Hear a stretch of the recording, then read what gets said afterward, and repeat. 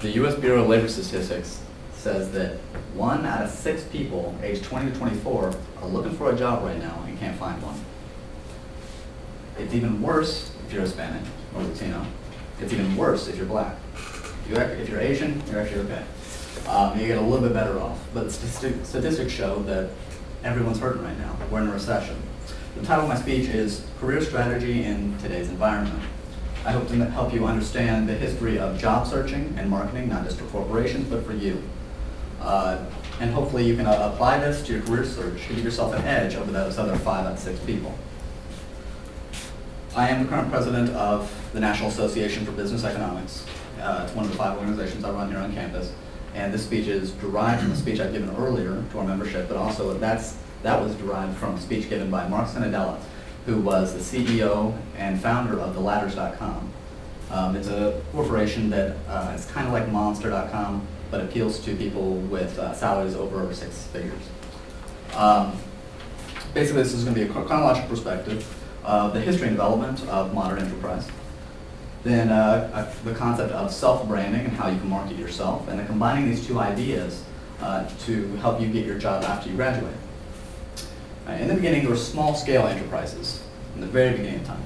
There was farmers and craftsmen. There was very little wealth in the world. There was very little anything. People were working just to survive. They were living on a very basic sustenance level, and nothing really got done, and the job market wasn't the way you see it today.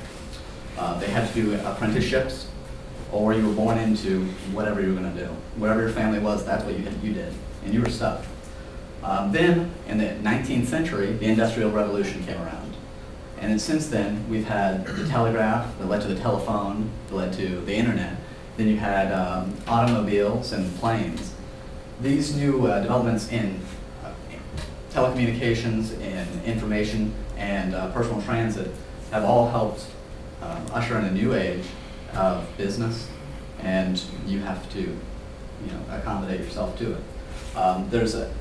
The new technology also led to the development of multi-unit enterprises. We'll get to that more in a second. But what this really means to you is you have the ability now to find a job outside of wherever you're born. You're not confined by a class system anymore. And you can actually become a manager. You don't have to be a part of aristocracy. They don't care what color your blood is.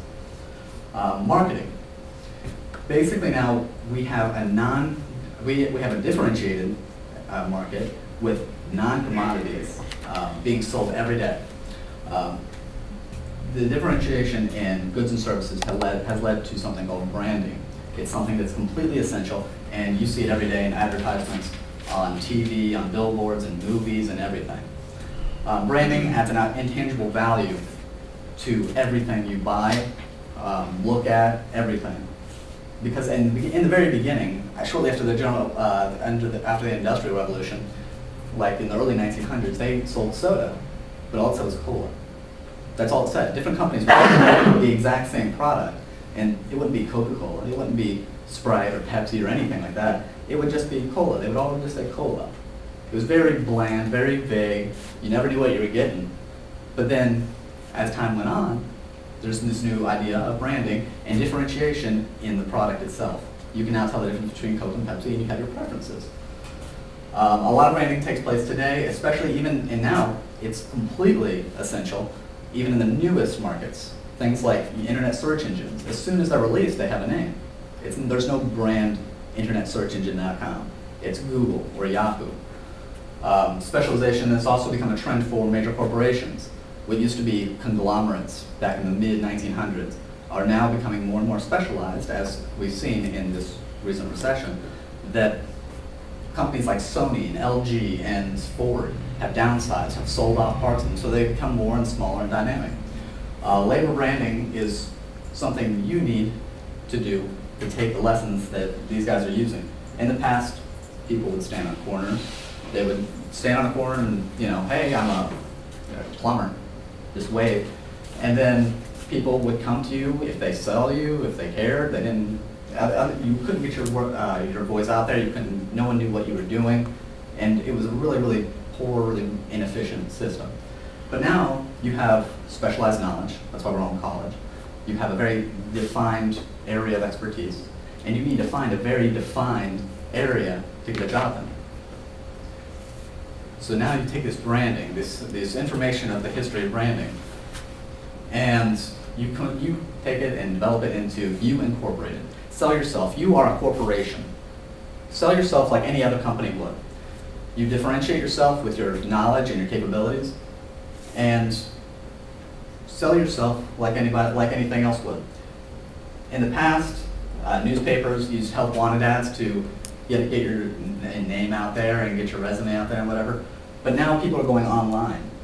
And as this is becoming a more an increasingly popular trend, recruiters are looking for you online. And when you submit your resume to new corporations, whether it be a government institution, an academic institution, multinational corporation, they're going to Google you.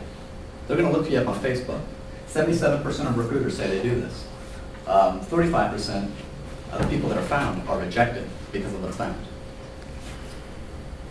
Going on to the job hunt, define what you're looking for. Be specific, be realistic. You know what you're capable of. You know what your strengths and weaknesses are. You need to not worry about getting to the major companies. Finance majors go for Citigroup or Bank of America.